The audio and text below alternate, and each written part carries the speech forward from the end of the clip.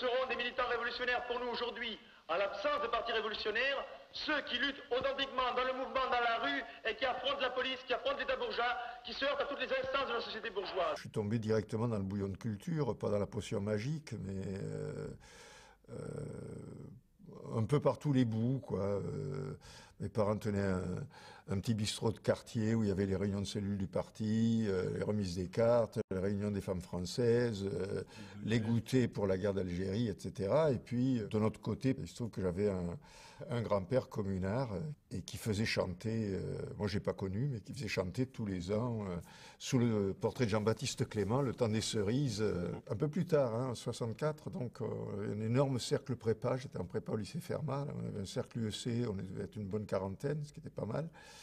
Et bon, des réunions sur le conflit sino-soviétique, c'était l'actualité, donc on voulait essayer de comprendre. Et puis bon, il y avait des articles intéressants dans la revue 4e internationale, mais on ne savait pas du tout ce que c'était. Donc bon, on tenait réunion avec la revue sur la table, etc. Puis le secrétaire fédéral est passé, bon, on a commencé à gueuler. Bon, on l'a foutu dehors, on a dit le cercle est souverain, on fait ce qu'on veut. On est rentré assez vite en conflit en réalité. On trouvait que le parti était mou sur le soutien au Vietnam. Et de là a commencé à venir un réexamen quand même sur la guerre d'Algérie, parce qu'on a commencé à redécouvrir les critiques qu'avait faites le FLN sur le type de soutien pendant la guerre d'Algérie. Et puis, le point de rupture, ça a été le soutien à Mitterrand à la présidentielle de décembre 65, où là, bon... on est rentré en opposition ouverte. Moi, je n'allais pas tellement au parti. Moi, je militais essentiellement de l'UEC. J'avais une carte, c'est tout. Donc, on a été délégué d'abord au congrès de l'UEC qui était au printemps 66 à Nanterre. On est arrivé comme délégué oppositionnel. On a posé une question préalable au congrès. Catherine Samary, à l'époque, moi, j'ai... réussi à avoir sur la question d'ordre du jour, question préalable, demander la réintégration des gens du secteur lettres exclus qui étaient dans les allées alentours du gymnase de Nanterre. Bon, il y a eu refus. On n'a pas été soutenu à l'époque par les normaliens althusériens, ce brave Linhart en tête. Et donc, bon, on a dit, puisque vous ne les réintégrez pas, on se barre. Donc, on a quitté on a pris nos valises. Et puis on a quitté le congrès, on est allé dans une minuscule salle qui est la salle au-dessus du café Saint-Sulpice, place Saint-Sulpice. Elle n'est pas grande, quand j'y suis retourné, c'est vraiment minuscule. Bon, on a dit, on crée les jeunesses communistes révolutionnaires, voilà.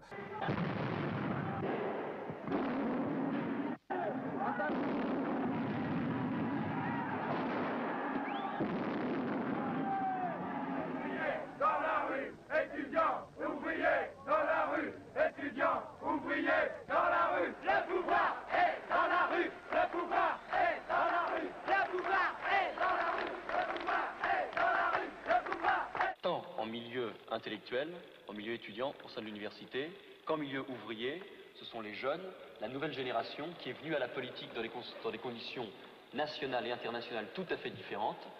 Nous pensons qu'il est indispensable dans les circonstances actuelles de donner à la masse de ces militants une structure de regroupement qui leur permette de faire le premier pas, la rupture avec le Parti communiste, la rupture avec les appareils, en vue de se diriger vers une ligne révolutionnaire.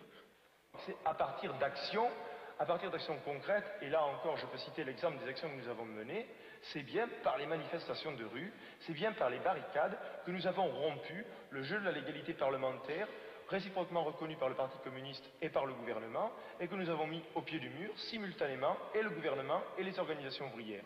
On a vu se dégager un courant dans les organisations ouvrières décidé à suivre, à imiter la lutte des étudiants, et qu'au travers de ce courant se sont dégagés dans les luttes récentes, à Renault, dans les postes, les éléments d'avant-garde qu'il est temps aujourd'hui de regrouper. Mais là, je pense que nous n'avons pas à conclure, le débat est encore en cours et il faudra réintervenir sur la méthode de ce regroupement.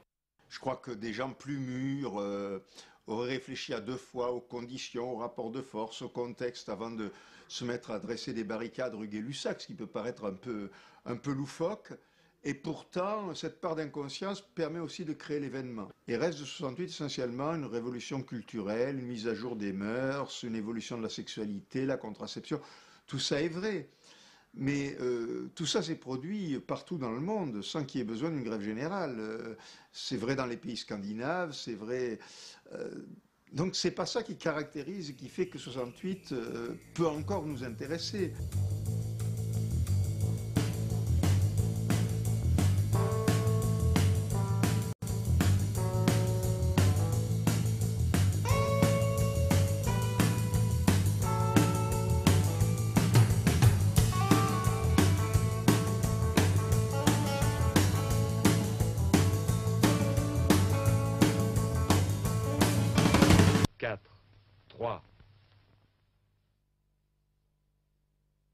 En effet, nous ne pensons pas que les idées que nous diffusons ont une force par elles-mêmes, qu'elles vont germer, fructifier d'elles-mêmes. Nous savons que pour les mettre au feu de la pratique, pour les appliquer, pour les faire entrer effectivement aujourd'hui comme une force dans les masses, il faut derrière regrouper les militants, les organiser pour opposer au front de la bourgeoisie la force organisée des travailleurs qui fasse triompher et jusqu'à sa victoire finale le combat de mai et juin 1968.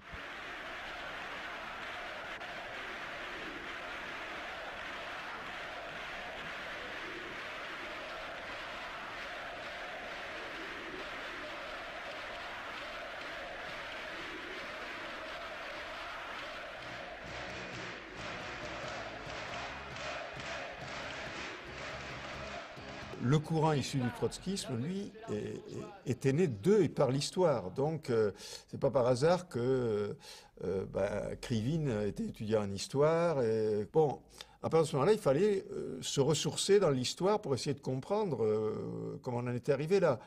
Et là, pour le coup, autant on ne venait pas, enfin, en ce qui me concerne, puis c'était la majorité des copains de la JCR, autant on ne venait pas du trotskisme, mais on a trouvé, notamment dans la Révolution de Trahi, de Trotsky, ou dans les textes de Brouet, il y avait peu de choses à l'époque. Il y avait le gros bouquin de Brouet sur l'histoire du parti bolchevique. Bon, ça a été un peu notre nourriture de base pour dire, bon, mais alors, qu'est-ce qui s'est passé ?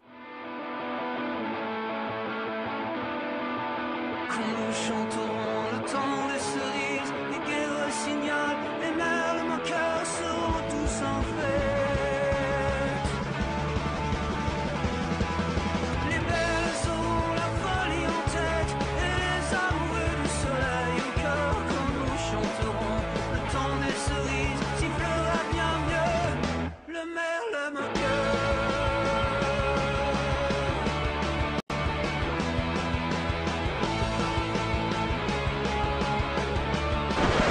Oui, avec la 4e internationale, ce n'est qu'un début. Continuons le combat.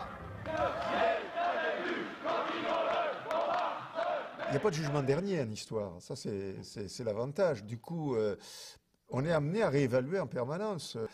Le prix, c'est que ça a compromis durablement une certaine idée du communisme. Bon, et qu'on doit aujourd'hui remonter la pente. L'idée qui est identifiée à l'Union soviétique, et je crois qu'une raison de la crise, voire de la crise d'effondrement pour certains d'entre eux des partis communistes européens dans le monde, c'est leur identification à ça. Ils n'en sont pas sortis. Bon, après, on peut se libéraliser, s'ouvrir, etc. Mais les comptes ne sont pas soldés avec l'histoire. D'où le binôme Champagne-Alka-Seltzer. D'un côté, bon, il fallait que ça finisse, parce que ça ne pouvait plus durer, et que finalement, ça ouvre un nouveau champ de possibilités. Mais en même temps, on n'a pas fini d'en payer le prix, nous inclus.